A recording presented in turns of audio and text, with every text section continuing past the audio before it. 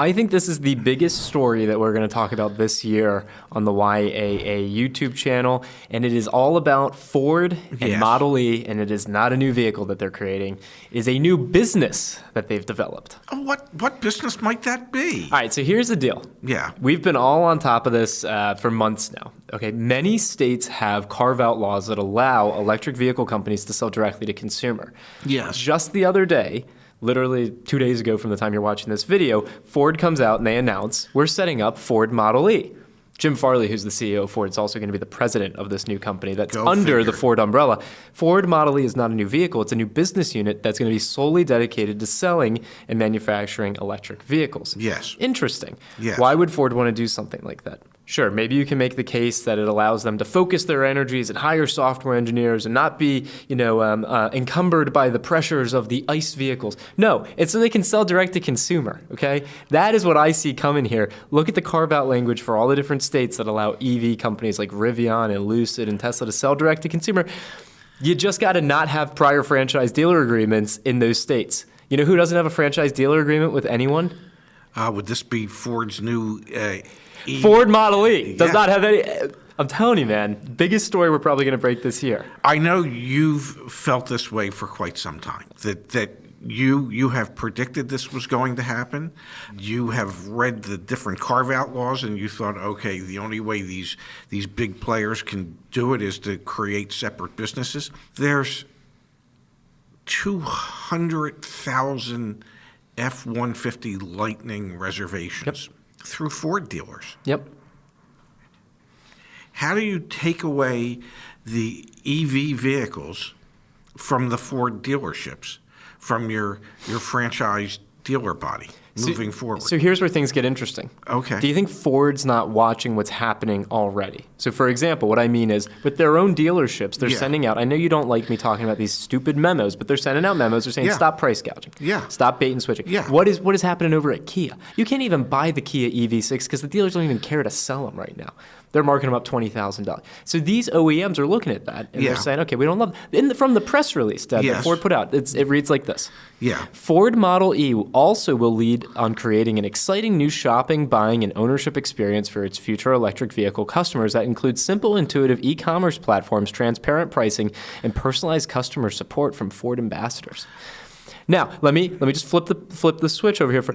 This is from an automotive news article that talks about carve-out laws. Massachusetts, the proposed law would allow an auto manufacturer to own or operate a dealership if it previously had no franchise agreement with a dealer in the state with no requirement that the dealer sell only electric vehicles. Fantastic. You want me to read the one from Nebraska? Would allow manufacturers to own or operate dealerships if they do not or have not had any franchises representing such manufacturers' line make of motor vehicles and only sell the line make of motor vehicles that it builds. Ford is setting up a whole new business, whole new whatever, C Corp, S Corp, LLC, whatever the sole proprietorship. I don't think that's the one. I don't think so. I don't think so either. They're setting it up. Yeah. They're putting out all the fluffy language talking about how it's going to be a better buying experience. Yes. And they're looking at the laws that are going to be passed over the next, I'm not saying it's right now, but over the next 5-10 years. I get it. And they're laying the foundation for that. I get it. And one of the reasons that they want to do it is because, they want to be able to have a 10% profit margin overall. And they think with the sale of electric vehicles that they'll be able to get there if they have a dedicated business to the electric vehicle space. Well, I would agree that they can probably reach a 10% margin if they cut out the middleman. Okay. In the past, they've built the car. They know what their cost in the car is, and then they mark it up and they sell it to their dealer. Yep. And then the dealer has a margin built into it and then can ask for above margin.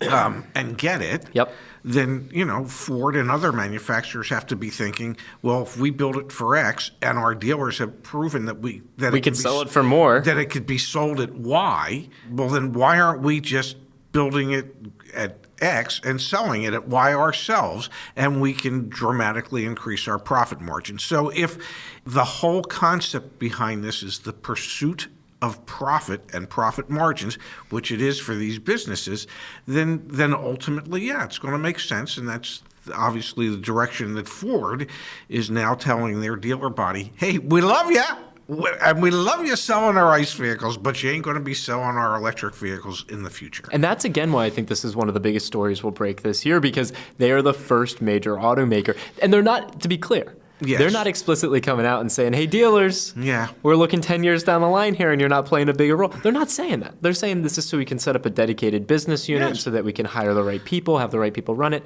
But if you read between the lines, if you've been in this space long enough, KPMG did a survey back in December of last year. Yes. 1,100 auto executives, Yes. ranging from startups to OEMs. You remember some of the stats from that? Well, I'm pretty sure you're going to share them with By me. 2030, do you Yeah. believe the majority of new vehicle purchases will be completed online excluding test drive? 78% of respondents said yes. Yeah. By 2030, what proportion of new cars will be sold directly to consumers by automakers in your home market? 12% said 80 to 100% of sales will occur that way by 2030. 34% said 60 to 79%, and 28% said 40 to 59%. 23% said 20 to 39%. Everyone thinks that a proportion will be sold directly to Yes. consumers. This is a great example of that. This question: how likely are you to divest non-strategic parts of your businesses in the next several years? 11% said extremely likely, 34% said very likely, moderately likely received 30% of the votes. You know what I look at? But Dealerships? 75% are either moderately, very, or extremely likely. And you know what that says to me? Yeah. The question was non-strategic parts of your businesses. You know what's going to be non-strategic part of Ford's business in 2045? ICE? And dealers. They're seeing the opportunity to carve that path. They're not going to say it explicitly, but you know, if you read the same headlines we read, if you do the research, you know exactly what this is. Well, if you're a Ford dealer, you know exactly what it is as well. And it'll be interesting to see on the buy-sell side, if people try and sell Ford dealerships, how that impacts valuations. Oh, I would think it would impact valuations, and I would think it's going to engender a myriad of lawsuits moving forward. And a lot of consternation between that OEM. The and one thing dealer I know for relationship. sure, lawyers are gonna make more money in this space than they have in a long, long time. Absolutely. Yes.